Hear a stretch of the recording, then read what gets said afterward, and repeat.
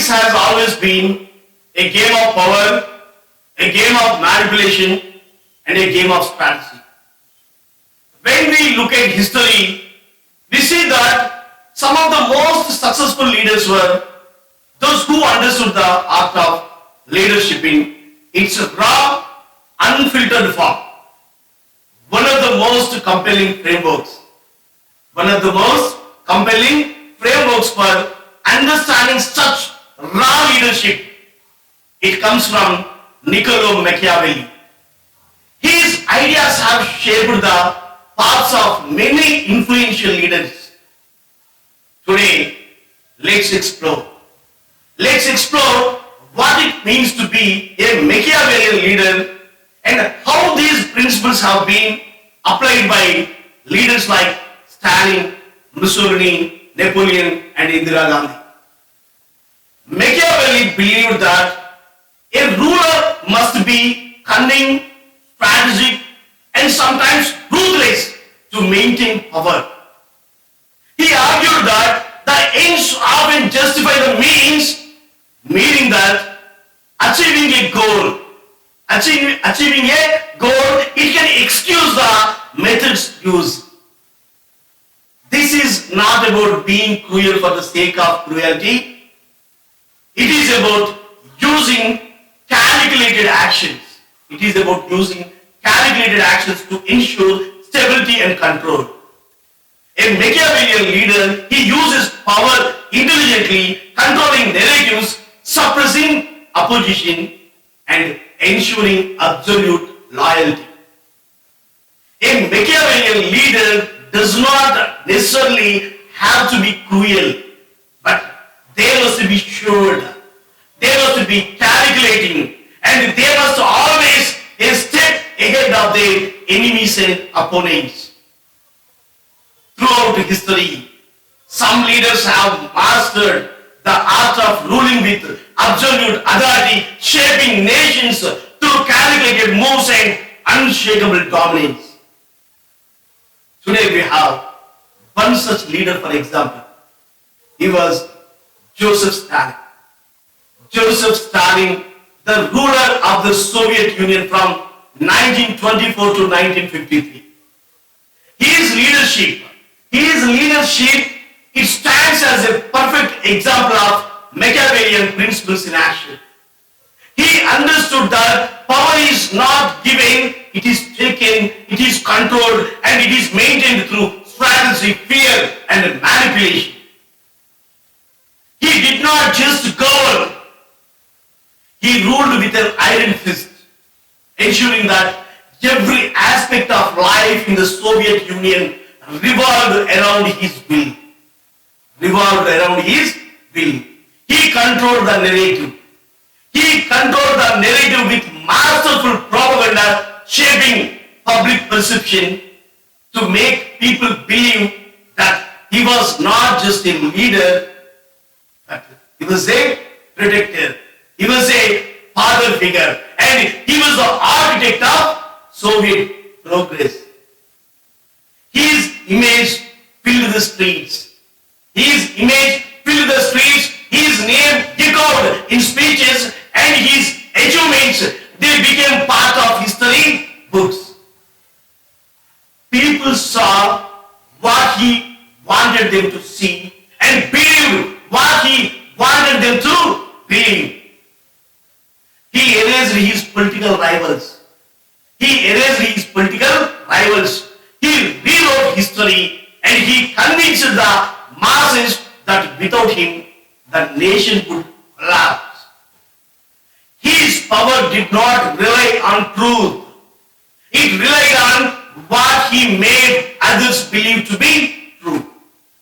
He understood the power of fear, and he used it ruthlessly. When a ruler cannot be both feared and loved, it is always safer to be feared. He made sure that anyone who offers him, they disappear. The Great Purge of 1936 to 1938, it wiped out more than 1 million people through executions, imprisonment, and forced labor. political opponents, military officers, intellectuals, and even ordinary citizens. They faced arrest and exile. People lived in a constant fear, knowing that a single vote against the government, it could send them to the infamous gulags. Where in gulags, where survival was a rare privilege. Fear paralyzed opposition, it crushed rebellion and secured his rule for decades. He kept people united by creating enemies, both real and imaginary. He painted foreign powers as threats, ensuring that people looked at the outside world with suspicion while rallying behind him as their only hope, as their only hero. He eliminated internal enemies. He eliminated internal enemies like Trotsky, portraying him as a villain plotting against the nation. He convinced people that without a strong leader, external enemies would destroy the Soviet Union.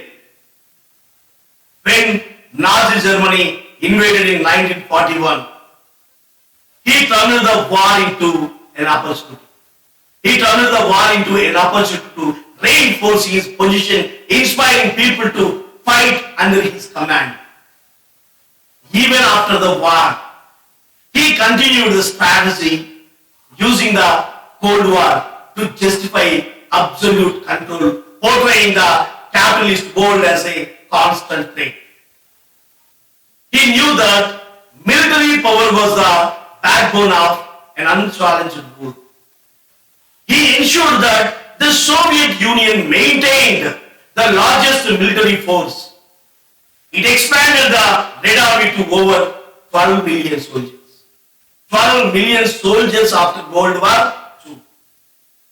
He built the nation's first nuclear weapon in 1949, making the Soviet Union a superpower. He purged the military. He purged the military of anyone who could challenge him, executing 35,000 officers, including top-ranking generals. No one in the army could rise to power against him because he made sure that their survival completely depended on their loyalty. He did not just rule politically, he controlled the economy with brutal efficiency. He pushed industrialization at an unprecedented speed, making the Soviet Union the second largest industrial power in the world by 1940. His five-year plans forced the country into rapid development, increasing steel production from 4 million tons in 1928 to 18 million tons by 1940. But progress came at a horrifying cost. It came at horrifying cost. His policy of forced collectivization, it led to the Holodomor famine of 1932-1930, killing nearly 4 million Ukrainians. Yet he presented these disasters as a sacrifice for the greater good, convincing people that suffering was necessary for the nation's rise.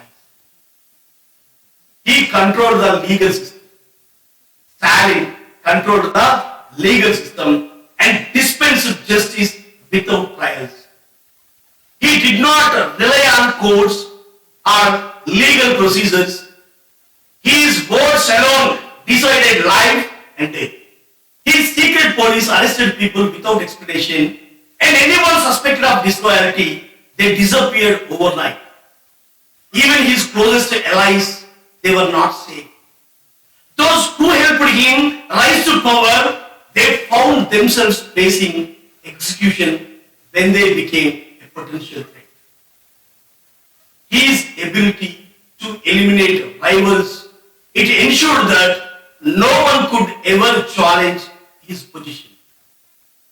He did not allow his name to be forgotten. His image appeared on buildings, his image appeared on books and in schools. People read about his greatness. They studied his leadership and repeated his name in conversations. He transformed his rule into a religion, ensuring that future generations would see him as a larger than life figure. Even today, some people in Russia and former Soviet states, they still view him as a hero. They still see him as a hero. A testament to how deeply his legacy was embedded into the nation's consciousness. He is the one who followed every Machiavellian principle with perfection. Stalin controlled information. He used fear instead of love. He created enemies to unite his people, strengthened his military to maintain power, crushed opposition before it could rise, and justified suffering as a necessary sacrifice for the nation's progress. He proved that a ruler does not need to be just. A ruler does not need to be just. He only needs to be strong, feared, and always one step ahead of his enemies and opponents. His reign, it may have ended in 1953, but his strategies, they continue to inspire political leaders all over the world. His story remains a lesson in how power can be seized, how power can be controlled, and how power can be maintained by those who understand that politics is not about morality, it is about survival. Despite his cruelty, Stalin's achievements, they cannot be ignored, especially his role in stopping Hitler during the World War II. It perfectly aligns with the Machiavellian principles. When Nazi Germany invaded the Soviet Union in 1941 under Operation Barbarossa, Stalin understood that fear and force were necessary to rally his people. He tightened his grip on power. He executed deserters and ensured absolute obedience, just as Machiavelli advised that a ruler must be both feared and respected. At the Battle of Stalingrad in 1942 to 1943, one of the bloodiest battles in history, Stalin's ruthless leadership and unwavering command, he forced the Soviet Red Army to fight until victory, resulting in Germany's catastrophic defeat. He manipulated history in real time, portraying himself as the savior of the nation, strengthening his cult of personality by controlling the media, by suppressing dissent and using fear as a weapon. He maintained order even in the face of chaos. His industrial policies, though they were brutal, they turned the Soviet Union into a war machine, allowing it to outproduce and outmaneuver Nazi Germany. It demonstrated Machiavelli's principle that the ends justify the means. His aggressive international stance after the war, it ensured that the Soviet Union emerged as a superpower. Proving the effectiveness of Machiavellian tactics in geopolitics. Even today, his cult following persists because many see him not just as a dictator, but as a leader who used fear, propaganda, absolute control to build a strong nation. Just as Machiavelli predicted, people often remember a ruler for his victories rather than his methods. And for many, Stalin's transformation of the Soviet Union into a global force, it overweighs the terror he inflicted. Now let's turn to Indian politics. Indian politics has seen its share of Machiavellian leaders, those who master the art of power, manipulation, and strategic governance to maintain control.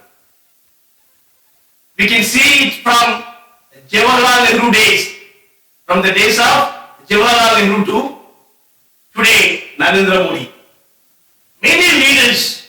Many political leaders, they have used Machiavellian tactics to raise and sustain power. If we take the example of Indira Gandhi, she was a prime example of Machiavellian ruler. Indira Gandhi was not just a leader, she was a phenomenon. She understood power better than most and knew exactly how to hold on to it.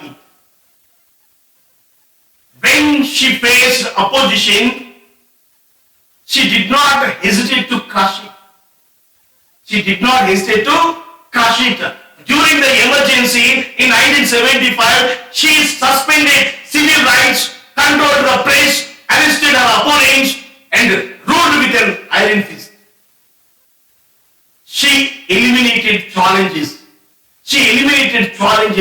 To her authority, just as Machiavelli advised. By centralizing power, she ensured that her voice was law, leaving no room for rebellion. The press, the courts, and even the parliament, they were brought under her control. She knew that controlling information, it meant controlling perception. And she made sure that people only saw what she wanted them to see. Machiavelli believed that fear was stronger force than loving maintaining power. Indira Gandhi understood this deeply. She used the power of the state to silence her critics. Political leaders, student activists, and journalists who spoke against her, they were thrown into jail. Opposition leaders like Jayaprakash Narayan and Morarji Desai, they were arrested. The government censored newspapers, preventing any dissenting voices from reaching the people. Fear spread across the nation, but it ensured that no one could challenge her authority. Even forced sterilization programs were carried out under Sanjay Gandhi's policies, aiming to control population growth. It demonstrated how a Machiavellian ruler prioritizes state goals over individual rights. Indira Gandhi's slogan. India is Indira, Indira is India.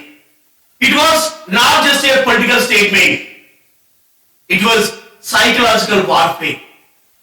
She made herself the symbol of the nation. People saw her as the mother of India, the one leader who could guide the country through its challenges. This was classic Machiavellian strategy. Creating a cult of personality that made her indispensable. Her face was everywhere. Her name echoed in speeches, and her image, it was carefully crafted to project strength and wisdom. Like Stalin, like Joseph Stalin in Russia, and other Machiavellian rulers, she understood the power of symbolism and controlled her narrative masterfully. However, Indira Gandhi was not just about control. She was also a strategic genius. She was also a strategic genius. In 1971, she led India to victory in the Bangladesh Liberation War. A move that cemented India's status as a regional power. Just within 13 days, the Indian army crushed Pakistani forces, leading to the creation of Bangladesh. This was Indira Gandhi's strategic brilliance. This was her strategic brilliance using military power to reshape the map of South Asia.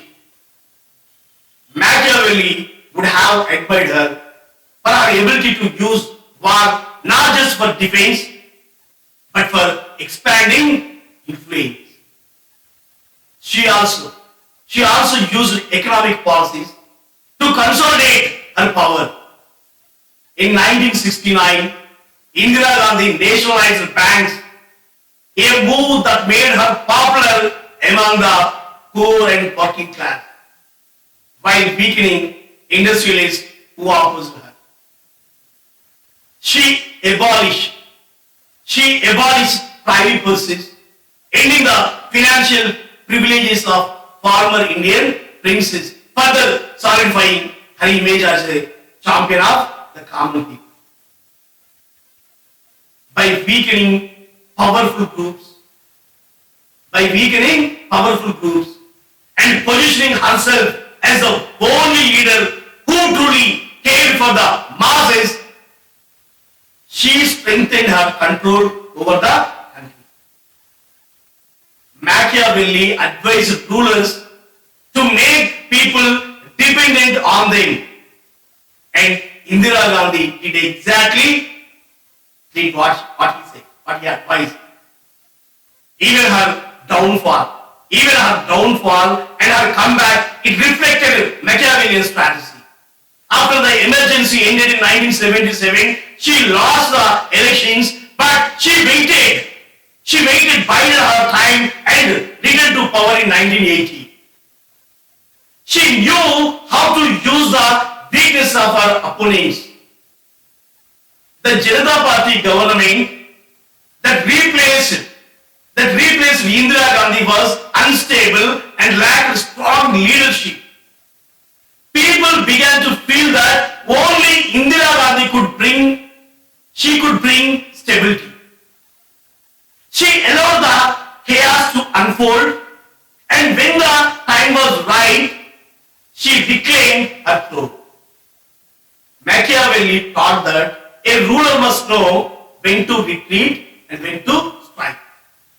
And she mastered this art. Her handling of the Khalistan movement, it showed another side of Machiavellian leadership. Ruthless action in the face of rebellion. When Sikh separatists, they occupied the Golden Temple in Amritsar, she ordered Operation Blue Star in 1984, sending the Indian Army to remove the militants. The operation was a military success, but deeply angered many Sikhs. This decision ultimately led to her assassination by her Sikh bodyguards. But until the very end, Indira Gandhi remained a leader who never backed down from using force when she believed it was necessary. Even today in 2025, Indira Gandhi remains one of the most debated figures in Indian history. Some remember her as a dictator, others as a savior. But one thing is undeniable. She ruled with absolute authority, controlled perception, used fear, and took decisive actions, just as Machiavelli advised. She proved that a leader must not only be strong, but must also be seen as indispensable. She followed the Machiavellian playbook almost perfect. Almost perfectly, she demonstrated that power is not just about holding office. It is about controlling the mind. Indira Gandhi's legacy stands as a testament to Machiavellian's principles in leadership. Power must be seized. Power must be seized. Power must be maintained. And power must be strategically exercised. Indira Gandhi reshaped India's political landscape, emerging as an undisputed leader by eliminating opposition, controlling narratives, and using both fear and admiration to strengthen her position. She led India to a decisive victory in the 1971 Bangladesh Liberation War, proving that military strength and calculated aggression,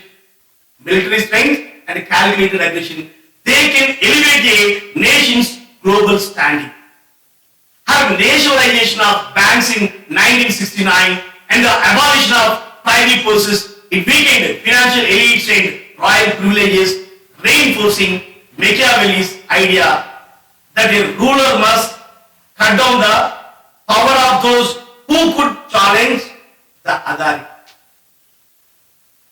Even after losing the power in 1977, she displayed masterful political strategy, returning in 1980 by exploiting the failure of the Janata government, just as Machiavelli advised rulers to strike when the time is right.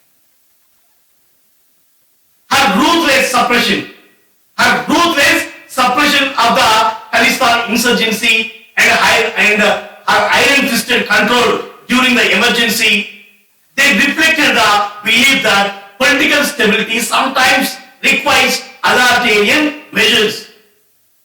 Even to this day, she remains both revered and criticized, proving Machiavelli's timeless lessons. A true leaders, they are not bound by morality, but they are bound by necessity, they are bound by strength, and they are bound by ability to shape history in their favor. That is the story of Indira Gandhi in view of Machiavelli's principle. But here is the real question. Why do Machiavellian leaders succeed? Because people want strong leaders. In times of crisis, in times of uncertainty, in times of instability, people look for a leader who can take charge. Machiavelli argued that people are naturally fearful and easily manipulated. A smart leader understands this and uses it to their advantage. Whether it is by controlling information, suppressing opposition, or creating a personality cult. Machiavellian leaders, they know how to play the game. However, there is a danger. Power without morality, it leads to destruction. Stalin, Hitler, and Mussolini, they followed Machiavellian principles, but they became dictators who brought suffering to millions. In India too, we must be cautious. A leader who becomes too powerful, too unquestionable, that leader can destroy democracy itself. That is why checks and balances, they are necessary. The media, the judiciary, and the people, they must always question, they must always analyze, and they must always hold leaders accountable to protect our democracy. Being a leader, it does not always mean being liked. Machiavelli suggested that it is better to be feared than loved if one cannot be both. This is a powerful lesson for all of us. Leadership requires difficult decisions, and sometimes standing alone. It requires the strength to act in ways that may not always be popular but are necessary for the greater good. Leadership also requires a moral compass. Just because a strategy is effective, it does not mean it is ethical. The true challenge is to blend the cunning of Machiavelli with the compassion and integrity of a just leader. So let's combine the cunningness of Machiavelli with the compassion and integrity. Let's take these lessons to heart and think critically about the leaders we choose to follow and the kind of leaders we want to become. We can learn from history without repeating its mistakes. By understanding the strategies used by leaders like Stalin, we can build a future where power is wielded wisely and compassionately. In our own lives, we may not be ruling nations, but we still have an influence over those who are around us. Let us use our power to inspire, uplift, and bring about positive change. Leadership is not just about control. It's about guiding others towards a better future. Let's commit ourselves to being leaders who are wise, courageous, and kind. Because in the end, the most lasting power, it comes not from fear, but from respect, but from trust, and from a shared vision for a better world. Thank you. Thank you so much.